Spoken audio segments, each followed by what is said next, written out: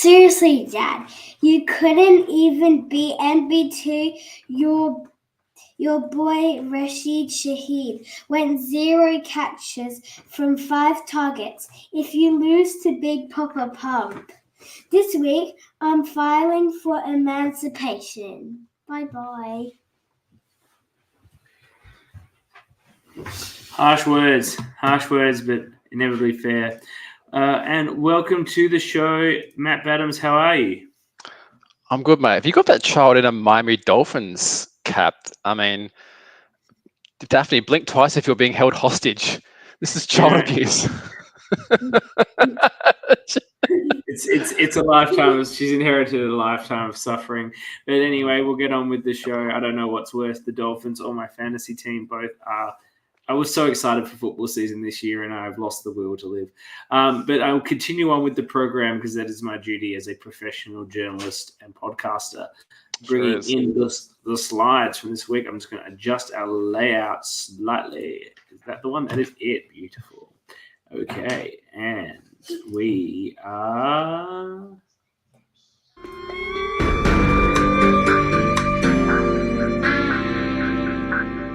All right.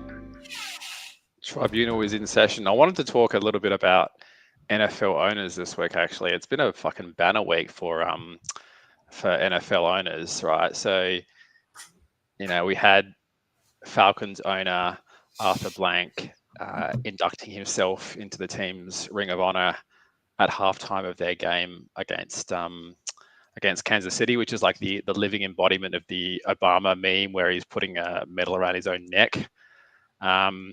You had Jerry Jones, like video surfacing of him like sitting on the sideline talking about players and like rattling off their dick sizes. Stuff like this, right? But obviously, like the main offender that I want to put on the stand this week has to be David Tepper, the moron billionaire owner of the Carolina Panthers, right? So, this guy comes in and oversees, probably one of the worst trades in professional sport in the last 20 years, not just in football, just in any sport, like an absolutely just franchise crushingly bad trade. And, in more recent times has, stepped up and proclaimed that he's going to take a more active role in, football operations at the team, which I'm sure everybody in the building was just fucking stoked to hear this idiot billionaire coming in and telling them how the team's going to be run. And so, his first big move is, after 2 weeks of Bryce Young, looking like he doesn't really belong in the NFL in fairness, he's come in and benched him, right? Which I think in most circumstances is probably not too bad of a move, right?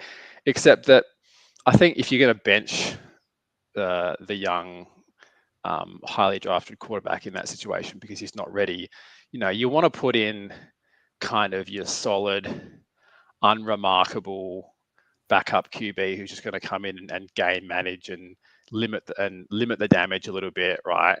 But instead, they've got the Red Rifle himself, who, look, this is a guy.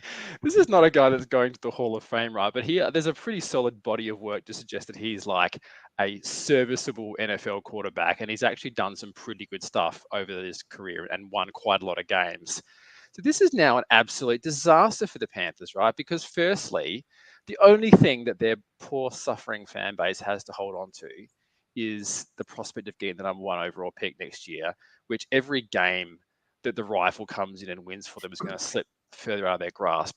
And also, every time for this guy to come in and just absolutely dominate, he's I think the only QB to throw more than 250 yards and 3 touchdowns anywhere in the league this year, right? So for him to come in and do that is just a damning indictment on Bryce Young. I mean, the guy already looked bad, but for someone else, like a replacement level QB to come in and just wipe the floor with the opposition, like how does Bryce Young come back from that this year at all? I don't think he does. So this has just gone from bad to worse for Carolina. But it's gone from bad to slightly less bad for my team. I've either named my team after the Red Rifle now. I'm all It in. has. You are, the niche of 2QB fantasy league owners that picked up the rifle is like one of the very few demographics of people that are actually benefiting from this, right? But yeah, I mean, I genuinely, I used to hate the Carolina Panthers, and I've now progressed to just pitying their poor, long-suffering fan base. Although I was thinking earlier on that this actually could have been a lot worse of a week for Carolina, because I don't know if you recall, right? Do you remember who the high-profile runner-up to David Tepper was when the team was for sale? Like, who almost bought the team? No, who was it? Was it P. Diddy? It was P. Diddy. How bad of a week they'd be having if he owned the team. It would be a lot worse. Look, I get it, but the Bryce Young experience failed. It was a bad trade. He's not a good player. Move on. Time to move on. But you're right. Is it time to move on? Can they just throw away everything that they've invested in him? I'm not sure they can. Dalton's just a horrible choice of backup for them. It's similar to the Dolphins, who didn't want to pay anyone decent to back up Tua, and now we're starting this Skylar Muppet who is fucking useless. As I said on the show last week, useless. If we had Dalton, we're in a window. We should have someone like Dalton that if Tua goes down, we're covered. And this Muppet can stand behind Bryce and make him look good. Yeah, they should trade Dalton to the Dolphins. It actually solves both teams' problems. So, yeah. Anyway, that's the commissioner's call for this week. Commissioner's Tribunal, very good segment. Excellent. This week's Kingmaker's quote comes from Needs a League Nickname, Jared. It's fantastic. He's wistfully looking off into the cornfields as he says, "Why do I even bother? I get pumped by the top score literally every week.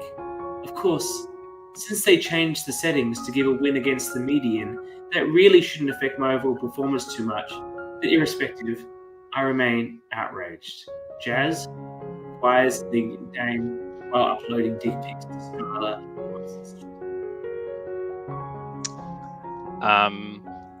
I remain outraged. Will probably be what is printed on his tombstone. He's always very outraged. Shout out to Jazz. He gets fired up about this stuff. I love it. And thank you, Jared, for having such a quality photo I could use for the Kingmakers. Oh, mate, there's no shortage of good photos of that bloke. Okay.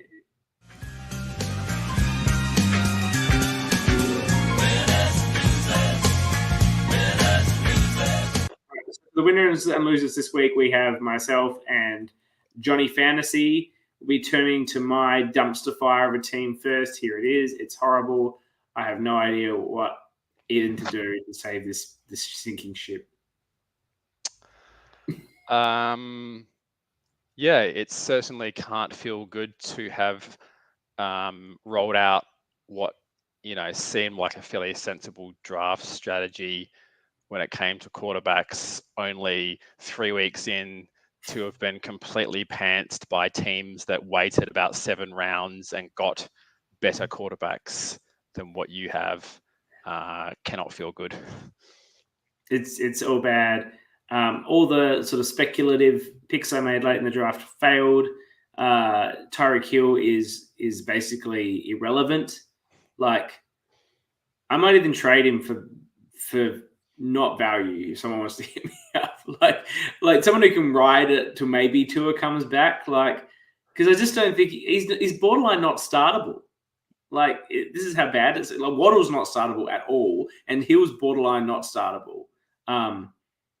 And I'm angry at myself for that because I was saying on the night that Miami had the previous year had invested significantly in their offensive line and then decided a year later, wow, look, Tua didn't get hit last year. We don't need that offensive line at all, and just let them all go and not pay them. And now we've got a bunch of idiots trying to do the job, and they can't. And, it's ruining the entire team. It ruined Tyreek Hill. Tua's career's over. I don't know why. It's just because I didn't like where I picked 11th.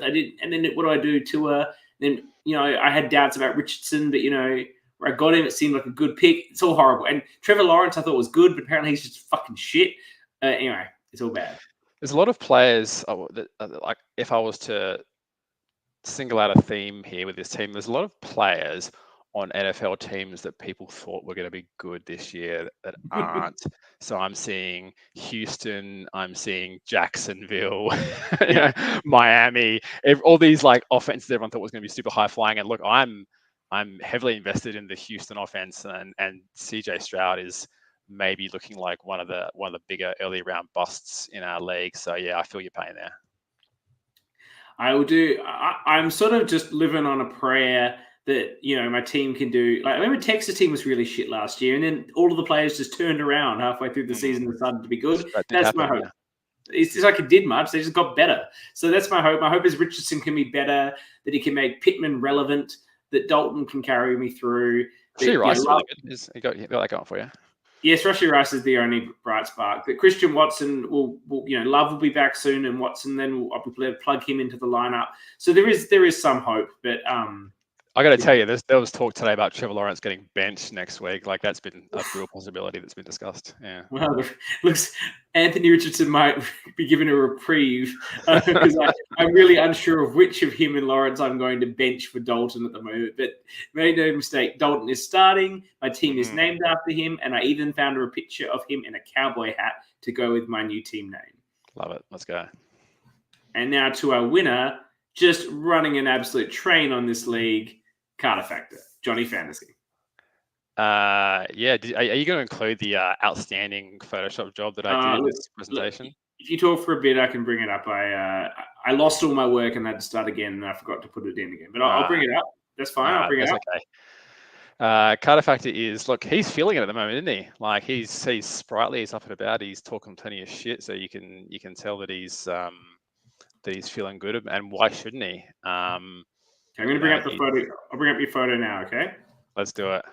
Okay. He's gotten. You can tell he's gotten serious because he's now just John Fantasy. Yeah. So this is like, oh my god, I hate to say this is like the complete opposite of your team. This is actually a bunch of guys. Like, yes, there are highly drafted dudes here, and they've all been good, but also the ones that were kind of mid-round picks that were a little bit speculative are all just pumping at the moment. Like Chris Godwin, good lord. Everyone was worried about Jefferson. Jefferson slid so far. Guess what? Darnold's actually pretty good in a decent team. Yeah. Devin Singletary on like a terrible team doesn't matter, still racking up the points. Yeah, it's just like, it's a gravy train. And I guess the counterpoint here, and I did issue this warning earlier this week, is that you never want to be the early hot team in the league, mate, because it never pans out. So just pump the brakes a little bit, Factor. And it only just be fair, it only gets better when you look into the depth. Like he got Fields very late, then Russell Wilson got injured. So Russell Wilson had the job, picks up Fields. Russell Wilson gets injured. Fields takes the job. Doesn't look like he'd lose the job now. Russell Wilson's over. And he's only starting Fields because Cousins didn't look great in the first game, but it's been looked really great since. Like, it's 11 points. It's not amazing. But from quarterback depth, to have one of those two guys paired with Mahomes is fantastic. He got steal for a steal, $5. He's only spent $8 of total fab. Got steal for $5, who looks like he is the main guy. Look, it's not going to last forever. And with the advent of the Red Rifles success, Chuba Hubbard is killing it in this one game. Looks great. What is this photo in the bottom right, by the way? It's everyone's league character. Oh, right. Yeah. I think you're overestimating how much that gimmick resonated. It resonated deeply in everyone's heart and soul. Anyway, this team is great, and I have to play it this week, so fuck me. That's brutal. It's brutal. I never want to play this team. I think I already have played it, which means I'm probably going to play it again. But regardless, well done, Johnny Fantasy. You're killing it.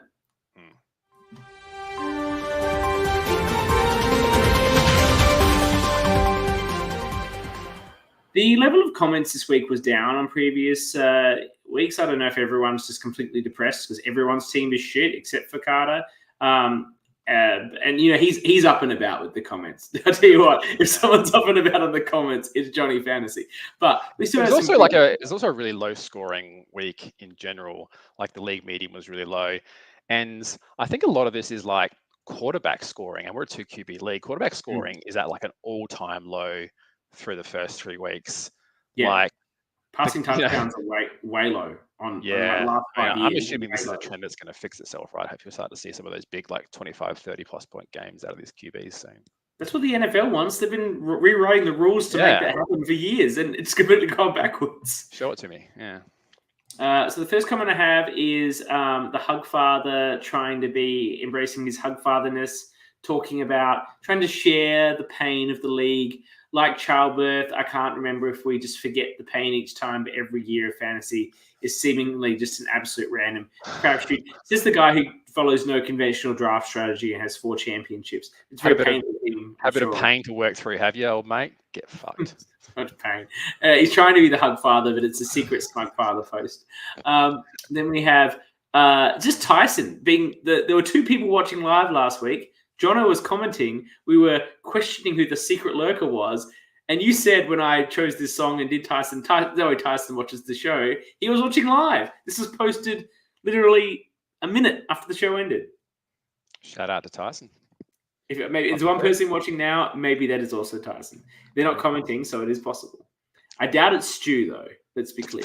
If I was gonna run odds, Stu would be a very, very outside favorite. Yeah. Speaking of which, Stu's really struggling with the technology of the league at the moment. I'm not sure what's happening when he clicks the link. This was such boomer behavior, Stuart. We can say what we want about Stu because he's definitely not watching this. This is the 2 weeks in a row with that Ninny Poopins or whatever he called himself, Ninny Muggins, and now this boomer moment. Oh, Stu, like someone go to his house, like your grandpa, and fix up his technology. His internet. I even sent him a separate message on Messenger today to see if he could make that link work, but maybe he doesn't know how Messenger works. I don't know. Next, we have just a nice one from you. You're always there, cutting up the fun, the things. This was when Kurt tried to justify why I calling me a long snapper. A long snapper was actually a nice compliment, and you shut that down completely. You're not interested in his hug father ways. But the comment of the week is a bit of a series of discussions highlighting just how far and close to the sun Johnny Fantasy's ego is running with his discontinued success. You made the point about Juwan Jennings being the top scorer, exactly as predicted. Then Skylar Thompson got injured, and Jared responded with, "Are you fucking kidding me?" And then Carter jumps in with, "Take the kidding part out," and you're spot on. Oh, he was feeling it for this, wasn't he? He's taken up all the smugness from Kurt. He's loving life at the moment, and good for you, Carter. It's fine.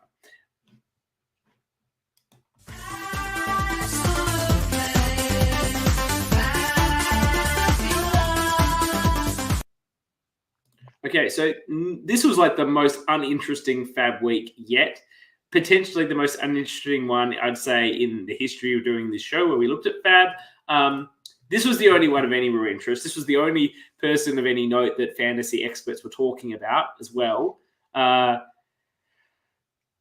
You and I threw a bid that was probably never going to get the job done on $27. I undermined about that. James Nunn, he's actually sitting third on the ladder at the moment. He's actually one of the better teams. Again, he's one of these teams that drafted guys that weren't supposed to be good, and they're killing it. What do we think about him investing $54 on what is likely a 1 or 2 week play? Well, look, I can't really comment, right? So this is very much in the same vein as the Isaiah Likely swing. You've seen what it can look like when it all goes right for this player, but there's also a chance that, a few guys come back from injury and he's just back to riding the bench again, which is certainly what's happened with Isaiah Likely. I don't mind this, and are we sure about that? I'm pretty sure he's still getting more targets than Mark Andrews. The Ravens game plan has been pretty wonky as well. I'm not dropping him just yet, but anyway, I don't mind this swing from the coin, and I love the fact that he's nailed the market here, and he would have gone in at 54. Probably a little bit nervous that the next highest bid is $5 and we lampoon him on the pod, but he's done really well in predicting what the market was going to be. I don't mind this. There's a chance that this guy, if there's a few more absences from from some of the big name receivers on that team, which is very, very likely given their history, then there's going to be weeks where you're going to roll this guy out and feel really good about it. So, yeah, I say go off, King. James also has Kittle, who is injured and is probably the greatest chance of just being randomly injured throughout the season. Shout out to James, though. His team should, with all the injuries he's had, he should be in the absolute shitter, but he's actually still dominating. So, well done. Yeah, he's doing very well. The only other one that spent any money was $4 for a defense, and Tex wanted to spend Didn't Tex spend a shitload of money on a defense last week? And now he's double up it again. It's only to the fact that he picked someone else up for free that his $11 didn't count. Who are the Vikings playing? They have a really good matchup or something. I assume so. It's probably I don't know, some shit. Probably the Titans. Actually, I think they might be playing Green Bay. You're right, actually, yes, because it is my two running backs against each other. Yeah. I don't love that at all. I think there's a good chance that Jordan Love comes back. And Willis hasn't been horrible. I mean, yeah. I mean, if having said that, if it is Malik Willis, you want to roll the defense out against him. But everything I've heard suggests that. I mean, I wear this hat. I'm therefore an expert. Everything I've heard suggests that Love's coming back. Yeah. So Jono, Tex, wasting your money. And then we had Kurt's thrown $6 down on Hopkins. This is just another continued part of Carter's success. You recall when he picked up the Crocodile Hunter, Alligator Man, Steele last week. He dropped DeAndre Hopkins. DeAndre Hopkins, and we made a comment about that, then had an incredible game this week, and Carter's managed to get him back for $2, which wouldn't have got him back if not for Kurt getting some other player or defense or whatever Kurt picked up. So just more luck for Carter. You're right. Not an exciting week of waivers. And then we got Tex spending $20 on James Winston. James for $20 is an interesting one. That's I don't know if he's got some inside mail about Deshaun getting benched, but that's an interesting one. Yeah, I'm I was riding that train. I was dropping Jameis. I was picking him up. I was dropping him, just carrying it. But there's no way I would have spent $20 on this. It's going to take quite a lot for them to bench a guy that they're in the hole for over 100 million too, I think. Right. And he's sort of trending up. We do have a comment. Who's here? Oh, James is watching live. The coin had plenty of coin left too. That's smooth, James. Thanks for being here live. Tyson, $10 on the Miami Dolphins defense is not. You're supposed to be good at this, Tyson. I know we're playing the Titans, but seriously, the defense is getting hammered because the offense is barely on the field under the Skylar Thompson reign. I mean, if the Titans are looking for a get-right game on offense, this might be the one, mate. I think Miami spent 14 minutes on offense against Seattle. So the defense is getting hammered. Anyway, then $6 for KO. He obviously rates the Titans against the Skylar Thompson-led Dolphins. I think I preferred that, to be honest. Yeah. I've moved on from my no-name kicker. Goodbye, Jono. I've decided to go with Evan, who's been pretty good. Basically because my no-name kicker missed a field goal this week, an extra point. And when you're missing extra points, you get kicked off my team because you're not good enough. Who misses the extra points? And then another kicker change. So, yes, it was not a very exciting week by any means. If I go into the next segment.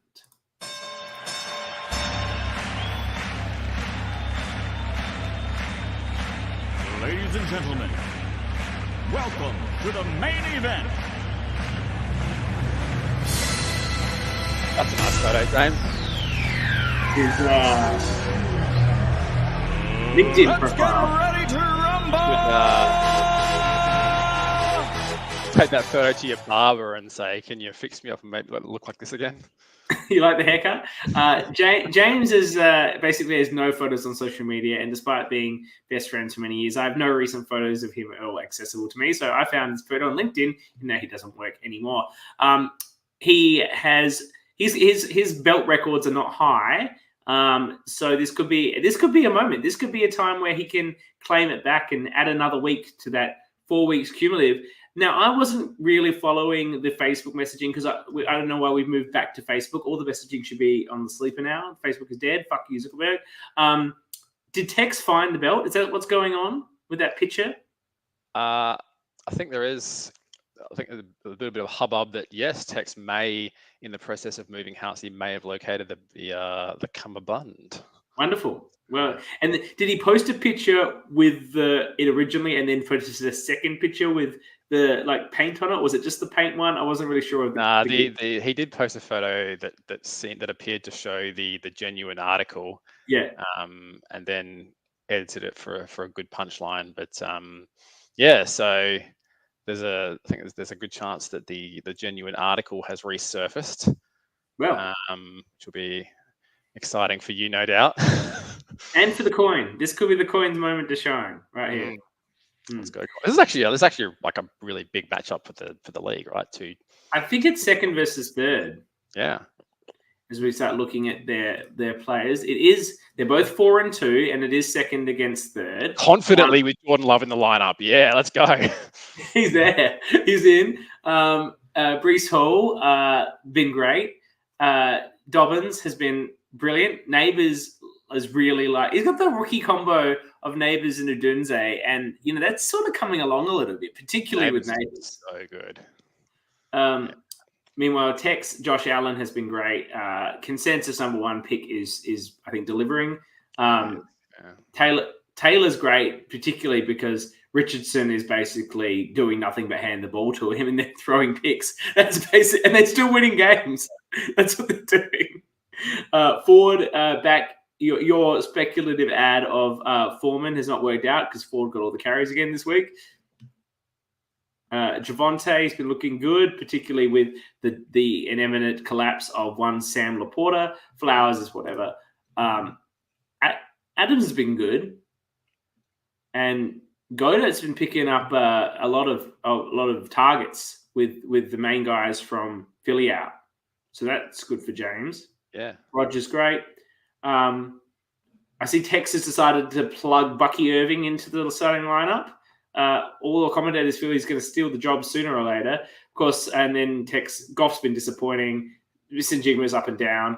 Brandon Aubrey is the greatest kicker of all time. He's taking the crown. Like Mahomes took the crown from Brady, Aubrey's taking the crown from Justin Tucker.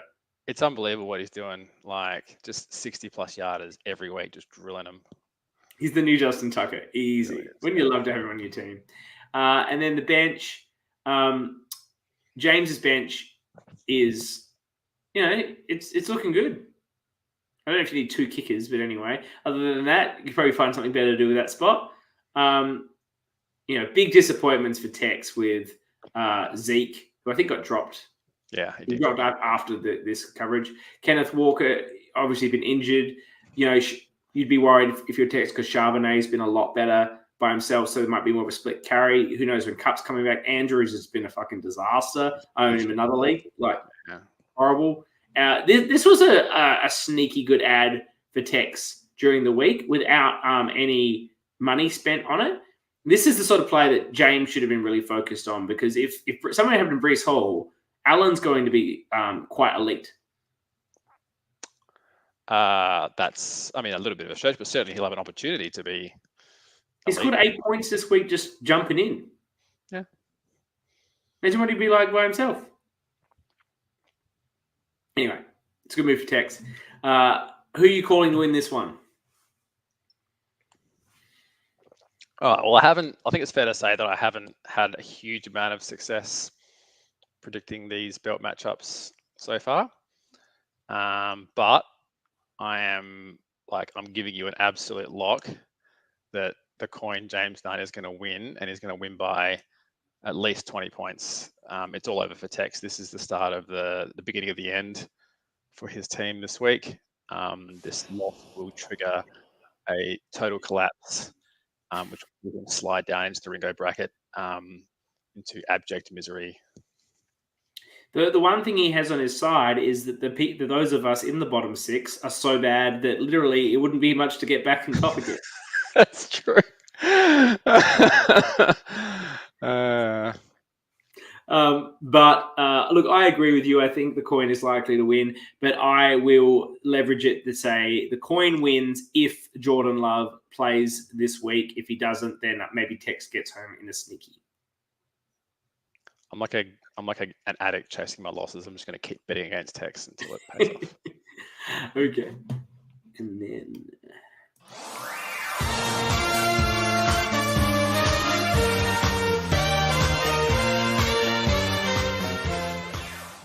a surprising amount of non-negativity for my NFL position rankings last week.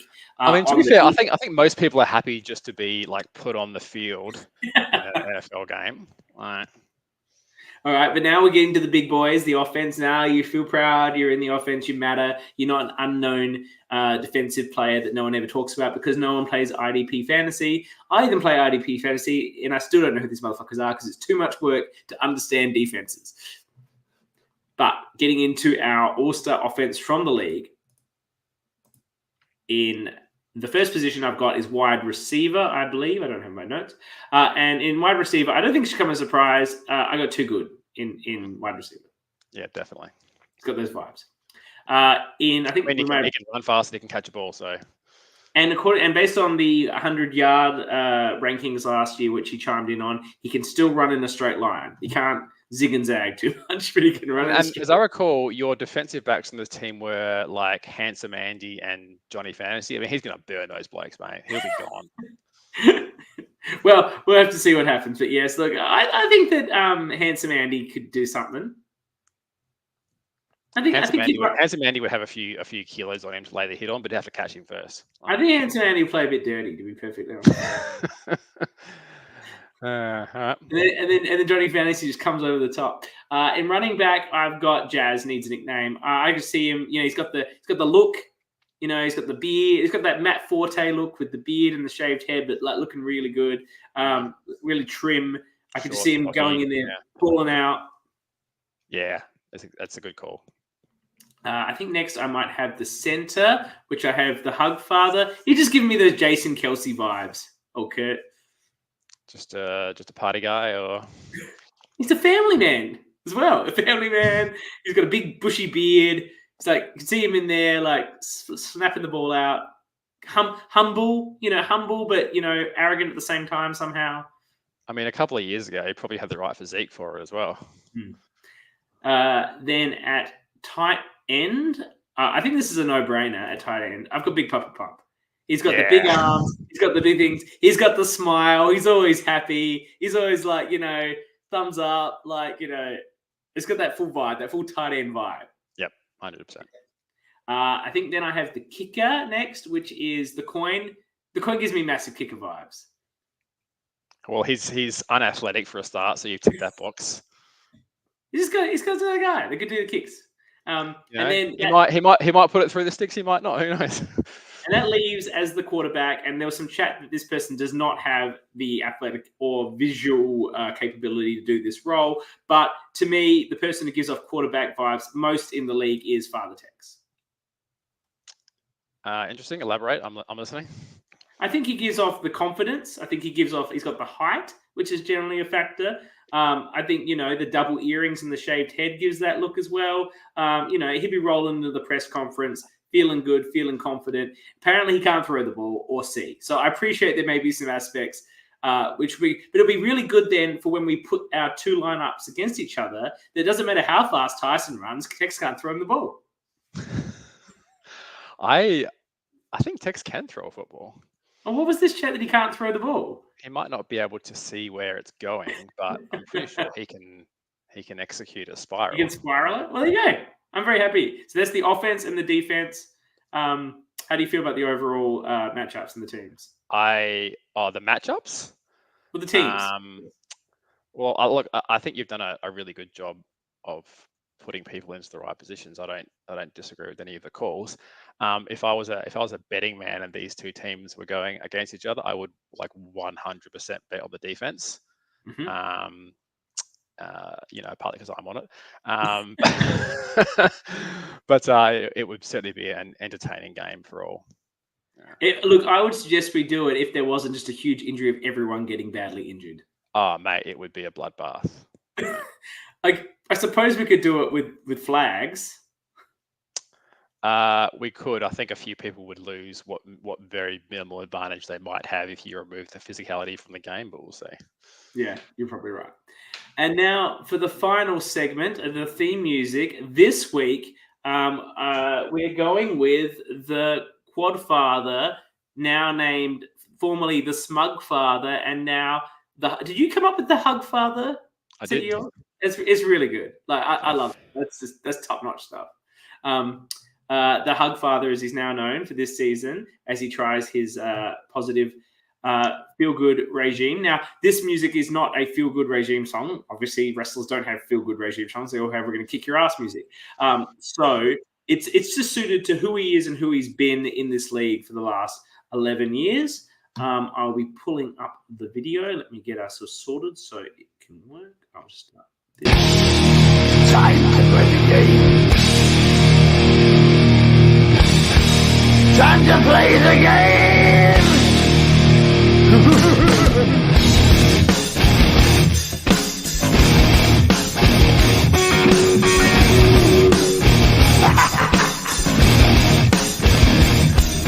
It's all about the game and how you play it. All about control, and if you can take it, all about your debt. And if you can play it, it's all about pain. And who's gonna make it?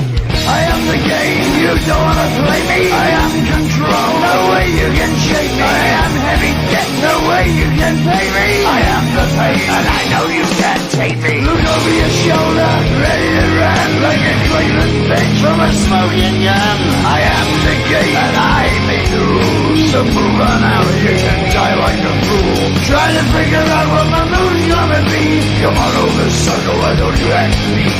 Don't you forget there's a price you can pay. Cause I am the game and I want to play.